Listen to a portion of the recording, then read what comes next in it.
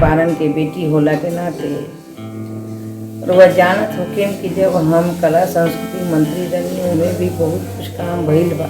जब इनके देहांत के बाद हमारे छोटे छोटे बच्चे थे तो मैंने माँ के पास रखा और माँ के पास से और कलकत्ता दोनों जगह रहते हुए हमने उस काम को पहली बार कोई महिला थी जो अपना पति का काम उस बड़े इंश्योरेंस कंपनी में, ये इंश्योरेंस कंपनी था, उस इंश्योरेंस कंपनी में पहली बार मुझे ट्रांसफ़र मिला।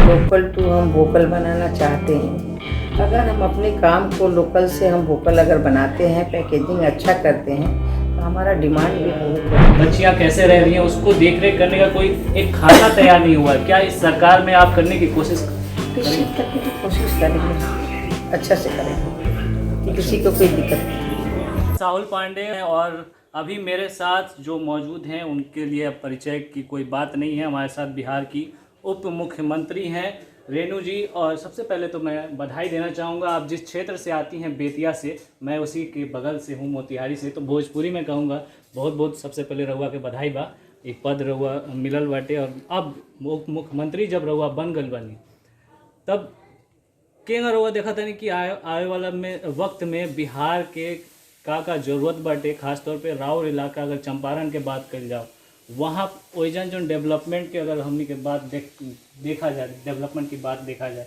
खासतौर पे बेतिया जैसे राज्य में, जो बेतिया राज कभी कहलाता था, वहाँ पे ऐतिहासिक धरोहर से ही मैं सवाल शुरू करूँगा।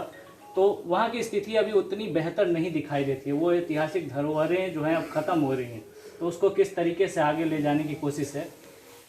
देखिए, सबसे पहले तो हुआ एचएस परिवार के, टीवी परिवार के हम सबसे पहले धन्यवाद देतनी और यहाँ के दर्शक के हम शुभकामना करतनी और एचएस परिवार के दर्शक की कि रउआ लोग आज हमरा लगे आइल बनी चंपारण के बेटी होला के नाते। रउआ जानत होकेम कि जब हम कला संस्कृति मंत्री रही उन्हें भी बहुत कुछ काम भइल बा और बेतिया की धरोहर जोन बा उ धरोहर के अक्षुण रखे खातिर भी कारबार चल रहा बा और निश्चित रूप से आए वाला समय में ओकरा के और ज़्यादा विकसित कइल जाए। जैसे रुआ के हम बताएं कि नरकटियागंज में बापू के जोन हमनी के जगह बा तो ओकरा के देख ली आज कितना डेवलप भई, वृंदावन बा कितना डेवलप भई, बितिहारवा के जोन डेवलप भइल तो शुरू से हम ही लोग जोड़नी जाए। आज जोन हमनी के धरोहर जोन टाइगर प्रोजेक्ट बा वो एगो पूरे बिहार में टाइगर प्रोजेक्ट बा, तो टाइगर प्रोजेक्ट से आज वाल्मीकि नगर के बढ़ोतरी भइल कि ना बढ़ी, तो ये सारा काम चल रहल बा और धीरे धीरे हमनी के ओकरा के पर्यटन के रूप में भी विकसित काफ़ी भइल बा और भी विकसित करे की कोशिश कर। बात जो मैं करना चाहता हूँ ख़ास तौर पे अभी जो आप उप मुख्यमंत्री बनी, स्टार्टिंग से जब बात करते हैं हम लोग इंश्योरेंस एजेंट उस समय जब आप थी और वहाँ से एक स्टार्टिंग होता है और बहुत लोग नहीं जानते हैं आजकल, ख़ासतौर पे जो युवा है वो अपने उप मुख्यमंत्री को उतना बेहतर तरीके से नहीं जानते हैं। तो हम चाहते हैं कि अपने चैनल के माध्यम से सबसे पहले तो वो सफ़र जो था उसके बारे में आप कुछ बताइए। 1991 में आप अचानक से जब पहुंचती हैं, 1992 में आप महिला मोर्चा में आती हैं, जो दुर्गा वाहिनी है उससे जुड़ती हैं। नहीं, 88 से आप जुड़ती हैं। और सबसे बड़ी बात है कि सभी को पता नहीं है कि 73 में मेरी शादी हुई और 79 में मेरे पति का देहांत हो गया और मेरे पति जो थे उस समय एक कंपनी थी पियरलेस इंश्योरेंस कंपनी जो ऑल इंडिया में चलती थी, उसके ये ऑल इंडिया के टॉप टेनर थे। उस समय मेरे बच्चे, मेरी बेटी 2.5 साल की थी और मेरा बेटा 6 महीने का था। मैं कलकत्ता में निवास करती थी, मैं कलकत्ता में भी मेरा ससुराल है और वहाँ भी मैं रहती थी। तो जब इनके देहांत के बाद हमारे छोटे छोटे बच्चे थे तो मैंने माँ के पास रखा और माँ के पास से और कलकत्ता दोनों जगह रहते हुए हमने उस काम को पहली बार कोई महिला थी जो अपना पति का काम उस बड़े इंश्योरेंस कंपनी में, ये इंश्योरेंस कंपनी था, उस इंश्योरेंस कंपनी में पहली बार मुझे ट्रांसफ़र मिला। और पहली बार जब ट्रांसफ़र मिला तो उस समय मैं 3 महीने के बाद, मुझे पता नहीं, मैं अपना जब बोरिया बिस्तर उठाई तो मैं ये बेतिया एक चंपारण ही, एक बिहार ही नहीं, मेरा क्षेत्र था आसाम, मेरा क्षेत्र था अरुणाचल, मेरा क्षेत्र था बंगाल, मेरा क्षेत्र था यूपी और मेरा क्षेत्र था साउथ। पूरा साउथ में जब उठती थी, श्रीकाकुलम से उतरते हुए विजयनगरम होते हुए, वाइजैक होते हुए, विजयवाड़ा होते हुए, मछलीपट्टनम होते हुए, इस तरह से वारंगल होते हुए मैं मद्रास जाती थी। ये जो और आपका इधर से जो उठती थी मैं, उस समय अरुणाचल और आसाम का काम करती थी। तो एक जो शक्ति मिला, और मेरे पास उस समय 10,000 कार्यकर्ता थे जो मेरे नीचे जूनियर थे, किसी न किसी रूप में सब लोग काम करता था। और 10,000 का समूह लेके मैं 79 से काम शुरू की। और 88 में एक परिवर्तन आया मेरे साथ कि माननीय आडवाणी जी, माननीय मृदुला सिन्हा जी रथ यात्रा में जब गई तो मृदुला दी ने घर में गए और माँ से कहीं कि बेटी को हमको दीजिए।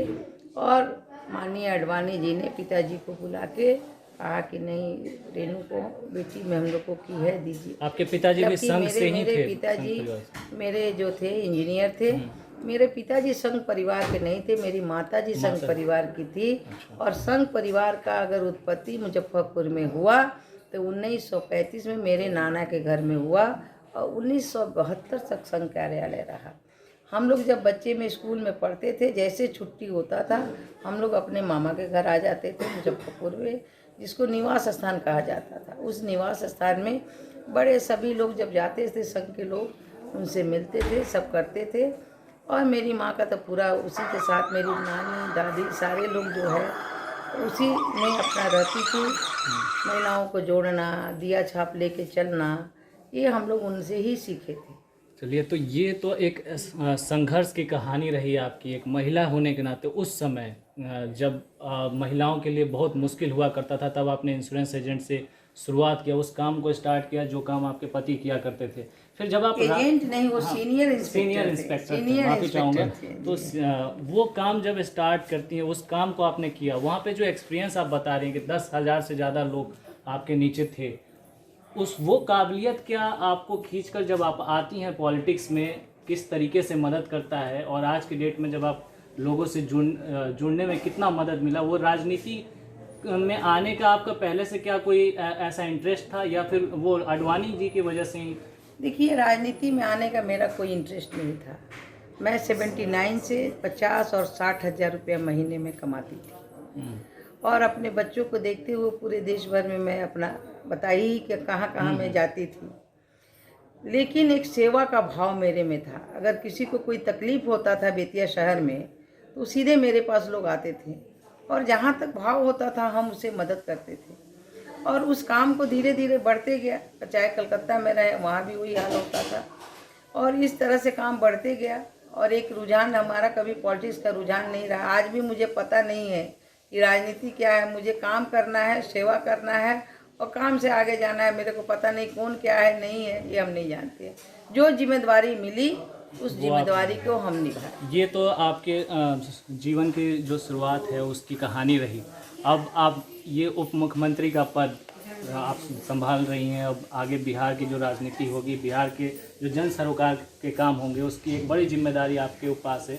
खास तौर पे पंचायती राज की जो व्यवस्था है वो मंत्रालय आपको मिला है। तो इस मंत्रालय में आगे आपको क्या लगता है कि कौन सी ऐसी काम है जो ज़रूरी है करना? महिलाओं को आरक्षण तो मिला हुआ है, महिलाओं का प्रतिनिधित्व भी बढ़ रहा है, लेकिन कागज़ों पे ज़्यादा दिखता है। वो महिलाएं ज़्यादातर जो है वह मीटिंग्स में उस तरीके से नहीं पहुंचती। वहाँ पर भी एक तरीके का दखल उनके परिवार के पुरुषों का ज़्यादा दिखता है।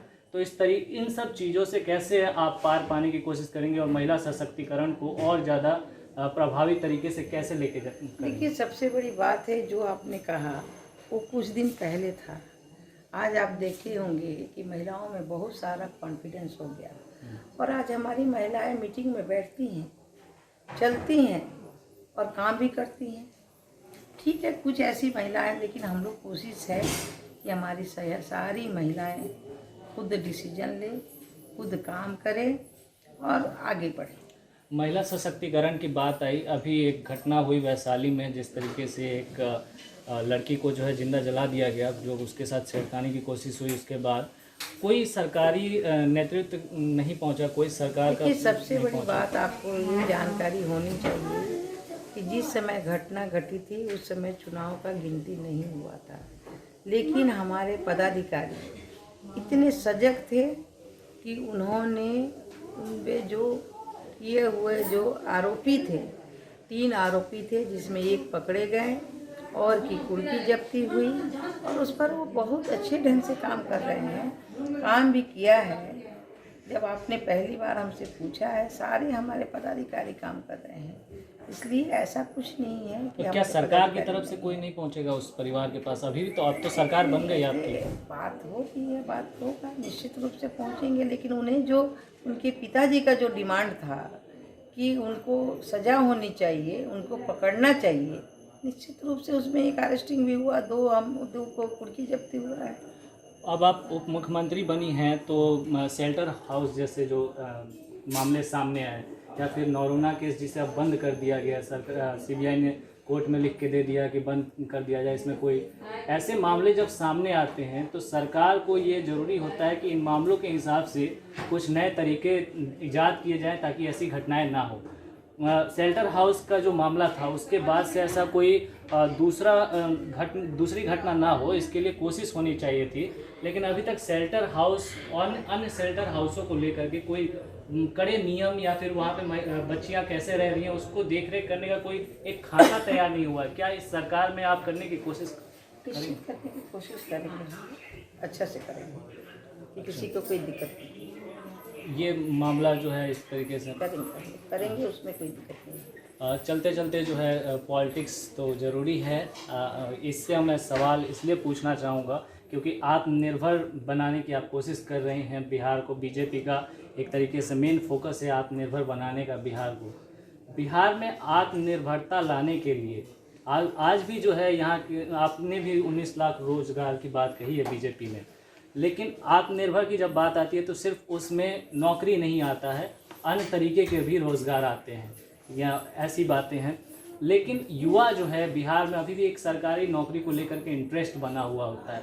उस युवा के मन को किस तरीके से बदलने की कोशिश है, और क्या आत्मनिर्भर अगर बिहार बनेगा तो क्या ये सिर्फ जो है एक तरीके से जो नया तरीका है, क्या क्या ईजाद करने की कोशिश जो है बीजेपी की है, किस तरीके से आत्मनिर्भर? सबसे बड़ी चीज़ है कि आत्मनिर्भर बिहार हमारे हर एंगल से बढ़ेगा।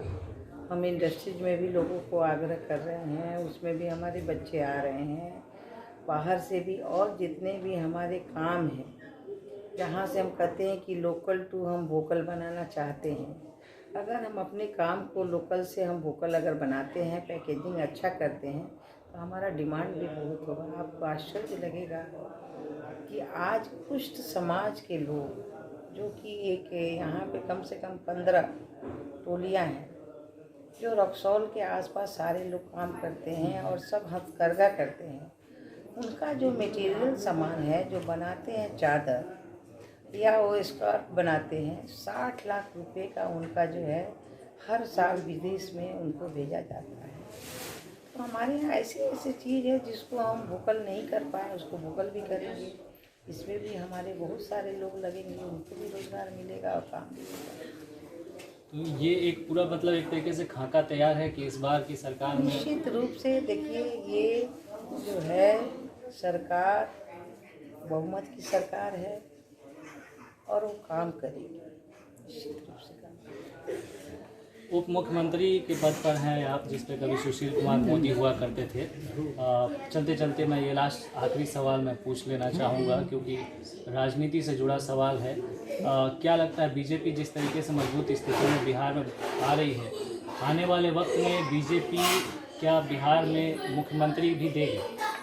ऐसा तो कुछ अभी नहीं है, हमारे गार्जियन नीतीश जी भी हैं, रहेंगे। चलिए, बहुत बहुत धन्यवाद मैम आपका। तो बहुत ही सरल तरीके से हमारे सवालों का जवाब दिया रेणु जी ने, और एक बार फिर से उनको उप मुख्यमंत्री के पदभार संभालने के लिए शुभकामनाएं हमारी तरफ से। और आशा यही है कि बिहार का विकास, जिस तरीके से सुशासन की बात होती आई है 2005 के बाद से, वो सुशासन की सरकार अगले 5 सालों में बहुत कुछ और नया अचीव करे।